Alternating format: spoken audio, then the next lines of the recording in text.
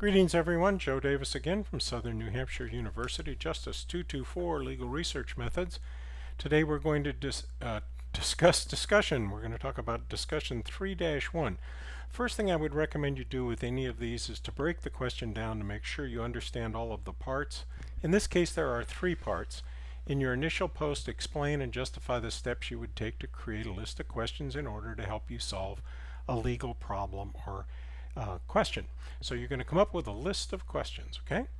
In addition, discuss whether there is a way to locate information when you know little or nothing about a legal issue. So where are you going to start is what it's asking.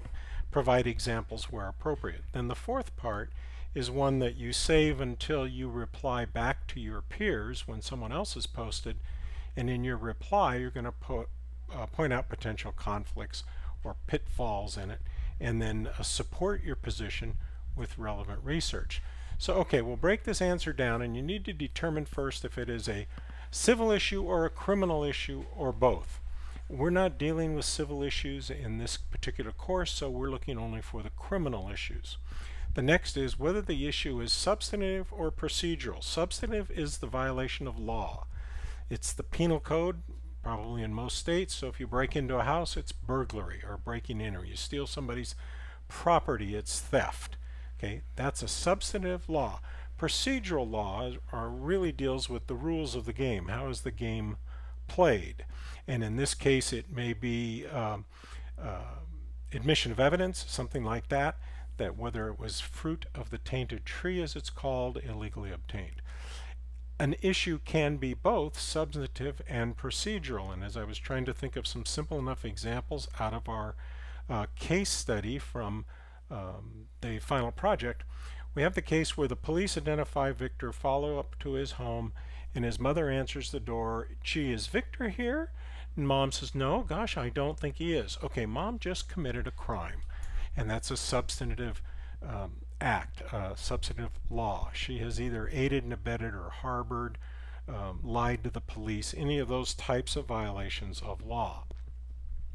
The next thing that occurs in this scenario may be an example of substantive and procedural, and that is the police push her out of the way, go upstairs, I think it was upstairs, find Victor and arrest him. He jumps out the window and all that stuff. Okay, let's stick with the procedural part of it first, and that is there are reasons police can enter a house without a warrant. So that would be one legal issue you would look at, and it would be a procedural issue, because are they in hot pursuit? Are they literally chasing him through the door? Are there exigent circumstances? If they don't run in and get him, is he going to kill more people? Something like that. Okay. Now the second half of that becomes, is it substantive because the police officers committed a crime? The answer is not exactly, or probably not. And I know you don't appreciate that. Bear with me.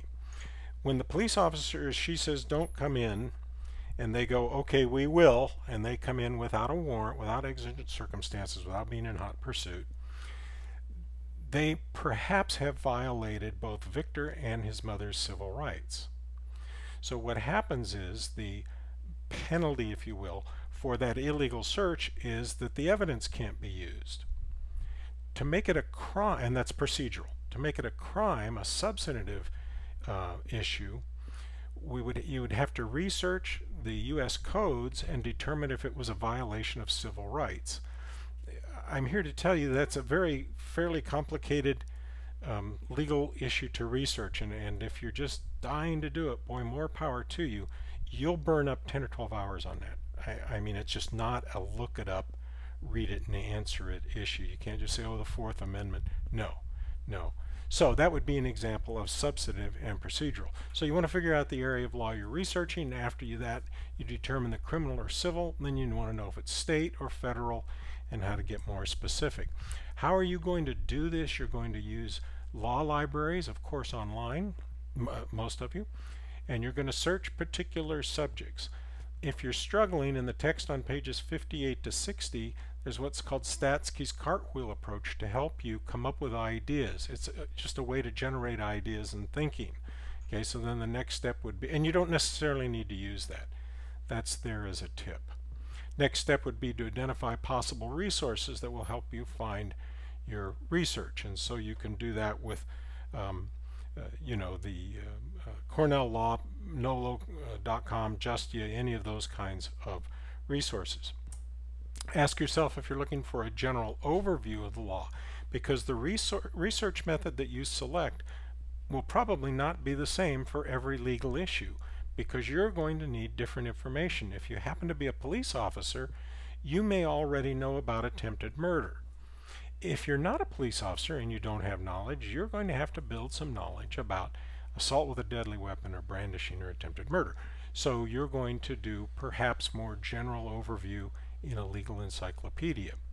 Okay, so you got to look for a case that applies the law to a similar situation to yours. So if you're going to write about Victor shooting Dan, it has to be a federal government employee on duty, that sort of thing. Someone in another class cited a case for search and seizure, the idea of the police searching Victor's home after mother said no, and the case involved a burglar alarm at a residence with an open door, no one there, the police search and find dope. Those facts are not the same. Okay? Next, you need to figure out your legal research question, and I have harped on that, sent you emails back, commented in your papers. If it isn't a question, you don't know what you're going to research. Victor shot Private Dan is a statement of fact. What crime did Victor commit when he shot Dan is a legal issue. Benny threw the gun off the bridge. Statement of fact. What crime did Benny commit when he threw the gun off the bridge? Legal issue. Okay? Frame your issue to have a clear idea about why you are researching it and what you hope to accomplish from it, the question. Okay, the rubric, please take time to look at that rubric again for these discussions. I always point you to the exemplary, the top marks, the most points you can get. You need to develop an initial post with an organized, clear point of view or idea using rich and significant detail. That means a nicely written piece. Timeliness, if it's more than 2 days late, you get 0 points for that critical element. And then finally, engagement. You need to provide relevant and meaningful response posts which clarify explanation and detail, with clarifying explanation and detail. So you've all been doing really well on it, but it's just usually can't be the, gosh, Joe, I really agreed, you made a great point. Or another favorite that I see is that you'll ask 3 questions. Where did you get that point? Well, why do you think that one's a... No, you're supposed to be adding the information, okay? I hope this helps you with discussion 3-1. If not, keep those cards and letters coming.